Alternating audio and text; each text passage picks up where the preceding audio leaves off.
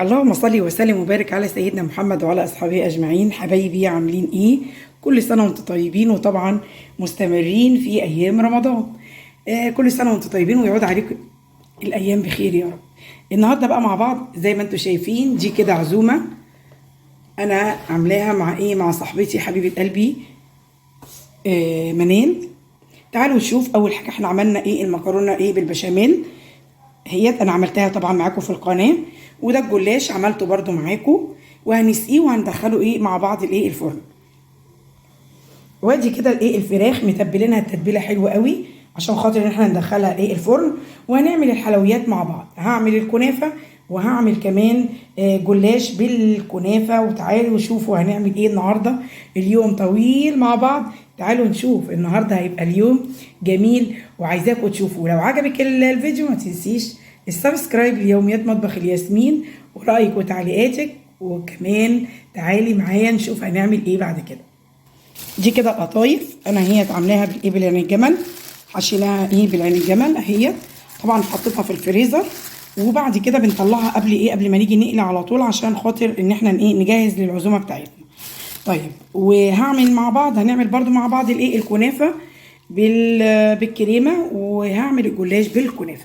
تعالوا بقى نشوف كل خطواتنا مع بعض كده، وهقفل كل حاجه زي ما انتم شايفين، عشان لو جاتلك عزومه عملتي اوردر يبقى كل حاجه سهله بالنسبه لك. اول حاجه انا حطيت كيلو ونص لبن عشان ان انا اخليهم يفكوا عشان للجلاش، وهحطه طبعا للمهلبيه اللي احنا نعملها او القشطه الكدابه. هنا هنسيح بقى الزبده، وده العسل بتاعنا زي ما انتم شايفين. انا عامله 2 كيلو عسل اهو. ال 2 كيلو، الكيلو عمل 3 كوبايات كبار من السكر الكبار، كوبايه كبيره، الشوب الكبير. طبعا احنا لو انت عايزاه تقيل بتحطي ده نص ده. يعني لو عندك مثلا 6 كوبايات سكر، هتحطي 3 كوبايات ميه، نفس المعيار نصه على طول. طب لو انت عايزاه اخف بتزودي كوبايه ونص كمان. كده انا حطيت الزبده زي ما انتم شايفين بتسيح. وهنا قطعنا او فرفتنا اللي هي الكنافه. تعالوا بقى ننزل الكنافه كده عشان ان احنا نحمرها، عشان نحشي بيها الجلاش. طبعا هنفضل نقلب على طول، ايدينا مش هتسيب النار خالص، تمام، علشان ما تتحرقش ويبقى كلها لون واحد. احنا عندنا زي حكايه الشعريه، شوفوا الشعريه بيبقى لون ازاي، لون واحد، بيبقى لونها ذهبي، هتبقى زي الشعريه كده. خليكم بقى برضو معايا، انا مش عايزه اطول الفيديو عليكم عشان ما تجريش الفيديو. زي ما انتم شايفين كده، بصوا اللون بقى ذهبي. طبعا تبقي واقفه عليها، ما ينفعش ان انت تسيبيها خالص. شايفين اللون عامل ازاي، كلها لونها واحد.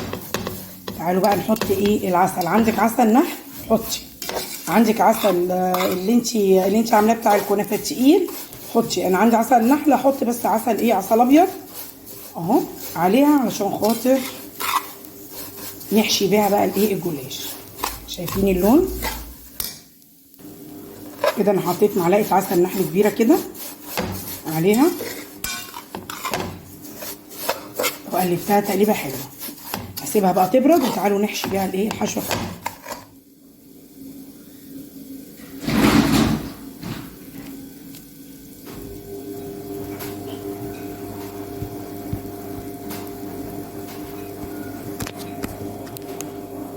انا حطيت هنا بقى معلقه زبده برده. انا عندي هنا السوداني ني، مش مستوي، فانا عايزاه ياخد تحميصه كده. معلقه زبده، نفضل نقلب فيه برده لغايه ما ياخد لون برده وتحميصه حلوه. وادي كده المكرونه بالبشاميل في الفرن، تاخد بقى الوش كده عشان تخرج. نغطي على طول بالورق الفويل. وادي السوداني بتاعنا لما اتحمص، الريحه مش قادره اوصف لكم، كمان مع معلقه الزبده بيدي ريحه فظيعه فظيعه. تعالوا بقى يهدى شويه، ونحطه على الكنافه اللي احنا حمرناها عشان نحشي احلى جلاش. خليكم معايا. زي ما انتم شايفين كده، خرجناها من الفرن ودخلنا التانيه. تعالوا بقى نغطي بورق فويل عشان تحتفظ بالسخونه بتاعتها. كده حطينا بقى ايه الكنافه مع السوداني المحمص بقى بالسمنه كده. يا سلام على الريحه، يا سلام يا سلام.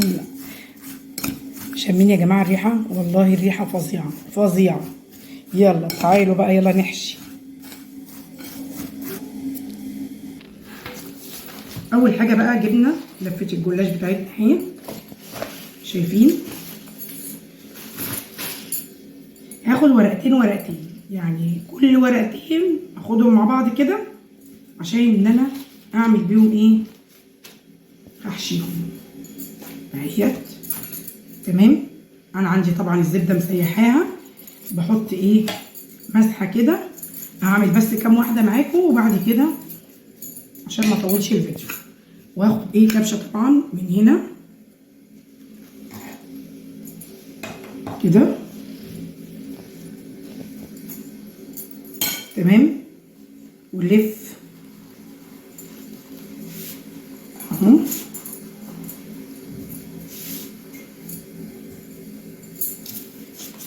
نلف الجلاش بتاعه بس.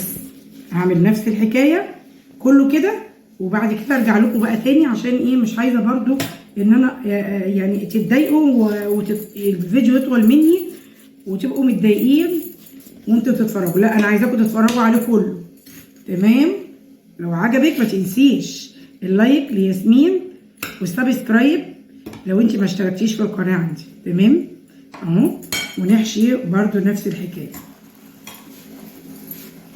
ما انتوا شايفين كده. انا خلصتها هي وقطعتها وبعد كده هنسيح الزبده ونحطها على الوش وندخلها الفرن. برضو خليكوا برضو معايا. زي ما انتوا شايفين احنا كده حطينا اللبن اهو. حط بقى الايه البيض معاه. حط ايه كام بيضه عشان انتوا شايفين الايه الجلاش ما شاء الله صاج كبير، فهحط 4 بيضات. تمام كده سقينا الجلاش اول صاج. تعالوا بقى نسقي تاني صاج كده بقى مع بعض. زي ما انتوا شايفين بقى احنا كده حطيت معلقتين نشا مع كوبايه لبن.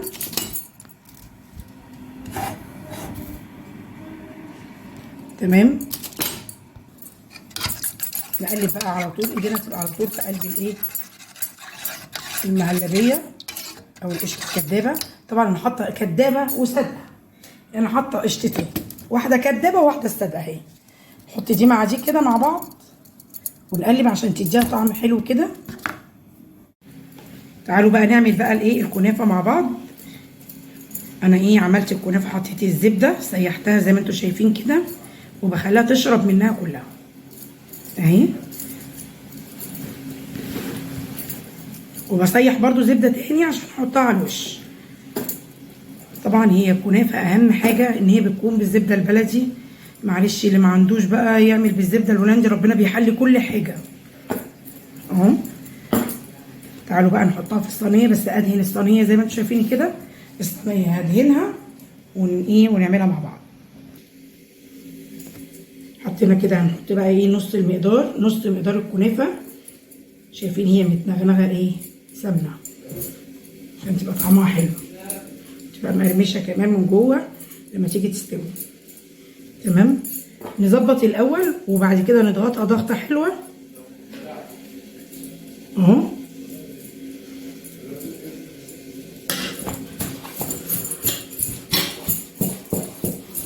اهم حاجه الضغطه، اهم حاجه ان انت تعملي ايه الكنافه تضغطيها كويس معاكي. تمام اهو.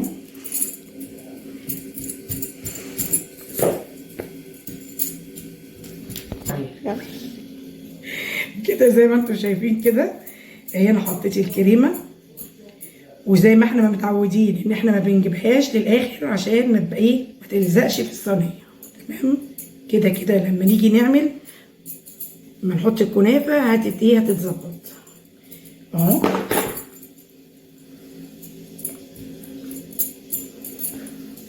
شايفين؟ طب شامين الريحه بتاعت السمنه البلدي يا جماعه؟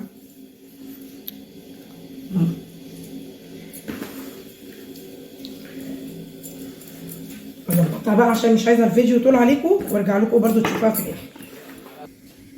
زي ما انتم شايفين كده انا خلصت كده الايه صاج جلاش لسه خارج من الفرن اهو. اغطيه بقى بورق الفويل عشان تشوفوا بقى ايه الحاجه واحنا بنعملها على ايه على السفره. لو لحقت اصور لكم، ما لحقتش يبقى مش هينفع ان انا اصور. زي ما انتم شايفين كده الجلاش لسه خارج من الفرن اهو. ننزل على طول بالعسل. سامعين؟ لازم يكون العسل تقيل عشان يبقى مقرمش معاكي اهو.